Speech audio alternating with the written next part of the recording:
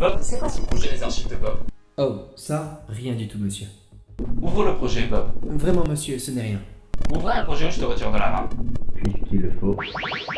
Mais c'est quoi ce bordel? Mais tu ranges rien dans tes projets? Je suis un programme, monsieur. Ça me prend moins d'une seconde pour trouver un fichier. Oui, mais pas le commun des mortels, donc on va ranger tout ça tout de suite, hein. Hey! Bon, alors si vous n'êtes pas une intelligence artificielle dotée d'une super recherche automatique, vous devez ranger et organiser vos projets. Déjà parce que vous allez perdre beaucoup moins de temps à retrouver vos éléments et vos ressources, mais aussi parce que vous allez pouvoir collaborer beaucoup plus facilement quand vous allez travailler en équipe. On va donc d'abord s'organiser dans le panneau de projet et ensuite dans la timeline. Alors on commence avec le panneau de projet. Ce que je fais, c'est que je vais créer un dossier, qu'on appelle aussi chutier, pour y ranger les différents éléments que je vais importer et créer tout au long du projet. J'utilise un système avec une numérotation pour donner un ordre spécifique à chaque dossier. En premier, j'indique toutes mes séquences de montage et dans ce dossier, je vais distinguer 3 types de séquences. Les séquences imbriquées, qui sont en général des plans dans une séquence à part pour y appliquer un effet supplémentaire. Les séquences de synchronisation et de dérush pour pouvoir les retrouver facilement au besoin. Et les séquences de travail dans lesquelles je vais effectuer toutes mes versions de montage. Alors à la fin du projet, je prépare une séquence finale avec tous les éléments définitifs de la vidéo, mais je la range dans un autre dossier qu'on verra plus tard. On a ensuite le dossier de rush dans lequel on va retrouver toutes les images, toutes les prises de vue en fait du tournage, qui seront organisées différemment selon le projet. Ça peut être par jour de tournage, par type de caméra, par nombre de cartes, etc. Troisième dossier, on y range tous les éléments son. On va y séparer aussi les différentes sources, à savoir les prises de son du tournage, les éléments musicaux et les bruitages. On continue ensuite avec tous les éléments graphiques et pareil, on va faire des sous-dossiers pour distinguer plusieurs types d'éléments. Mon dossier charte graphique va inclure tous les éléments comme le logo, les animations et les images fournies par le client pour que la vidéo corresponde à leur identité graphique et visuelle. Dans éléments, j'ajoute toutes les images vidéo, VFX, etc.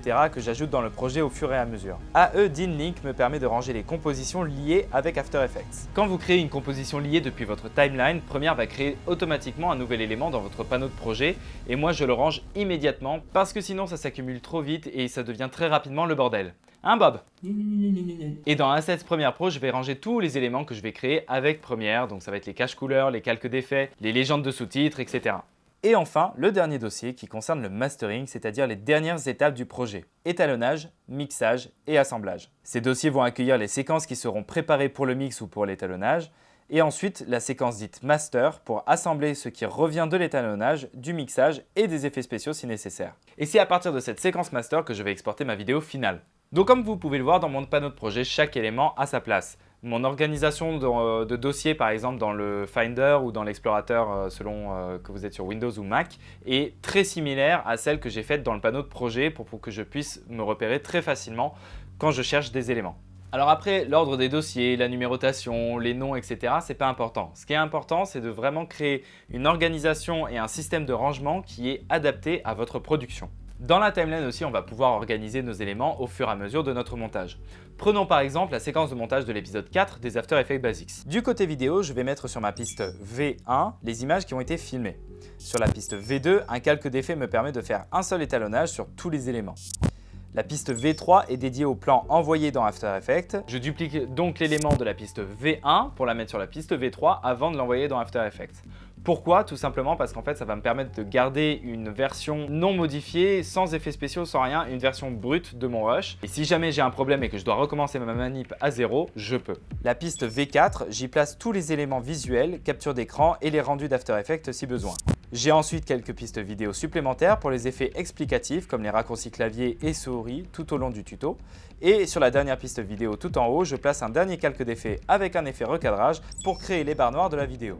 Je verrouille ensuite cette piste pour continuer mon montage sans que cet élément ne vienne me déranger. Alors maintenant pour l'audio, sur A1 on va retrouver le son de la caméra puisqu'elle est déjà synchronisée avec l'image vu que c'est le même élément en fait. On a ensuite sur A2 l'enregistrement du micro externe de ma voix pendant le tournage et sur A3 la voix enregistrée de Bob. Ma piste A4 reste vide pour pouvoir séparer visuellement les voix et prises de son du reste de l'audio. Je place ensuite ma musique, que je récupère en plusieurs éléments pour pouvoir décomposer si besoin. J'ai donc 4 pistes pour la musique, A5, 6, 7 et 8. Comme pour la piste A4, je laisse la piste A9 vide pour créer une séparation visuelle. Et à partir de la piste A10, je place tous les bruitages et les effets sonores. Lorsque j'utilise régulièrement le même bruitage, j'essaie de le garder sur la même piste ou alors sur 2 pistes différentes si les sons se chevauchent trop rapidement. J'utilise ensuite des pistes de mixage secondaires pour pouvoir mixer tous mes éléments en une seule fois, tout en ayant des groupes séparés. Mais je vous ai déjà parlé de cette petite astuce, dans cette vidéo. Comme vous pouvez le constater, dans mes montages, mes éléments sont placés à des endroits stratégiques pour que je puisse les retrouver rapidement quand j'ai besoin de les modifier ou de les changer ou de les déplacer, etc. A l'inverse, si je n'organise pas ma séquence, je vais avoir des bruitages qui vont être mélangés avec les voix, des musiques, etc. Et ça va être un enfer pour votre mixeur derrière qui va devoir se démerder à retrouver qu'est-ce qui est quoi, etc. Avoir une logique en fait dans vos placements d'éléments, c'est très important pour les gens avec qui vous allez travailler après. On va maintenant voir 3 outils qui sont à votre disposition pour pouvoir continuer à organiser vos éléments dans votre timeline. Le premier, c'est le libellé. Vous aurez sûrement remarqué que dans votre séquence, vos éléments ont des couleurs différentes en fonction de leur type. Si vous avez par exemple un plan qui contient et de l'image et du son, il va être bleu. Si c'est que de l'image, par exemple fixe, ça va être rose. Si c'est que du son, ça va être turquoise et ainsi de suite. Alors la première chose, c'est que vous pouvez changer la couleur de ces éléments en faisant un clic droit sur votre élément, libeller et choisir la couleur que vous souhaitez. Définir des couleurs, par exemple, vous permet de regrouper des éléments d'une même séquence ou de différencier des plans avec des fréquences d'image différentes. Les utilisations sont multiples en fait. En allant dans Édition, Préférences, Libellés, vous allez pouvoir paramétrer ces libellés, que ce soit leur nom ou leur couleur. Vous pouvez aussi modifier les couleurs par défaut des éléments. Supposons qu'on veut utiliser le libellé violet pour identifier tous les plans qui ont été tournés au ralenti et le libellé iris pour toutes les images qui sont à fréquence normal. On peut renommer violet en ralenti et iris en normal. Si vous retournez dans la timeline, clic droit, libeller, vous allez pouvoir facilement assigner une couleur différente aux plans qui ont des fréquences d'image différentes. Vous pouvez aussi utiliser les libellés dans le panneau de projet. Pareil, avec un clic droit, libeller. Vous pouvez par exemple au début de votre projet, utiliser les métadonnées pour identifier rapidement tous les plans au ralenti, les définir sur la couleur de ralenti et une fois que vous les importez dans une séquence, ils auront déjà la couleur assignée depuis le panneau de projet. Vous pouvez voir de quelle couleur sont vos éléments grâce à ces petits carrés sur la gauche du panneau. On continue avec les marqueurs. Ce sont des repères temporels que vous allez pouvoir placer soit sur vos éléments, soit sur votre séquence. Vous pouvez les placer en appuyant sur la touche M dans votre timeline.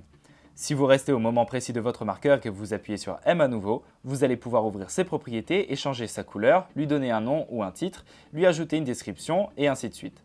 Les marqueurs peuvent être définis à des moments précis ou sur des plages plus longues.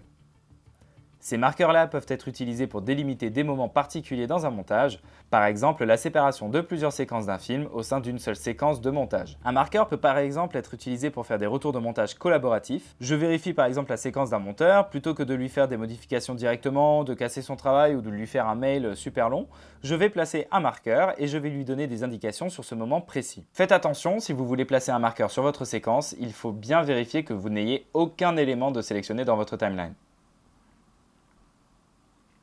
Placer un marqueur sur un élément peut servir de repère, soit pour synchroniser du son et de l'image, soit pour définir des moments où il faut rajouter quelque chose. Par exemple, ici j'interagis avec Bob, j'ai donc placé un marqueur sur mon élément afin d'identifier rapidement le moment où Bob doit prendre la parole et par la suite placer sa voix au bon endroit. Et on finira avec quelque chose de super simple mais super pratique, c'est que vous pouvez renommer vos éléments dans votre timeline. Vous allez pouvoir faire un clic droit, renommer, et vous allez pouvoir changer le nom de vos éléments.